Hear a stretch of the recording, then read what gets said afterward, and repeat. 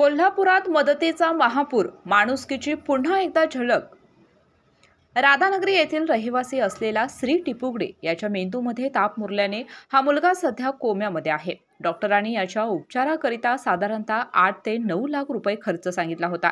त्याच्या वडिलांची परिस्थिती बेताची असल्याने आम्ही केके न्यूजच्या माध्यमातून लोकांना मदतीसाठी आवाहन केलं होतं। याला चांगला प्रतिसाद देत कोल्हापूर जिल्ह्याच्या कानाकोपऱ्यातून मदतीचा ओघ चालू झाला आणि साधारणतः 10 लाखापेक्षा अधिक रक्कम श्रीच्या उपचारासाठी या दिलेल्या मदतीमधून जमा झाली आहे। कोल्हापूरच्या जनतेनं या मुलाप्रती दाखवलेली सहानुभूती ही अतिशय बहुमोल स्वरूपाची ठरली आहे। नमस्कार, मी श्री टिपुगडेचे वडील दत्ता टिपुगडे। माझ्या बाळाला गेल्या सोमवारी ताप भरून प्रायव्हेट हॉस्पिटलला ॲडमिट केलं होतं। त्याच्यामुळं खर्चाची बाजू खूप सांगितल्यामुळं जे आपल्या सहकार्यामुळं आज खर्चाची बाजू पुरं झालेलं आहे। तरी सर्वांचं मी मनापासून आभार आहे आणि मीडिया, पाहुणेपै संघटना व आमदार यांच्या सर्वांचे मी मनापासून आभार आहे।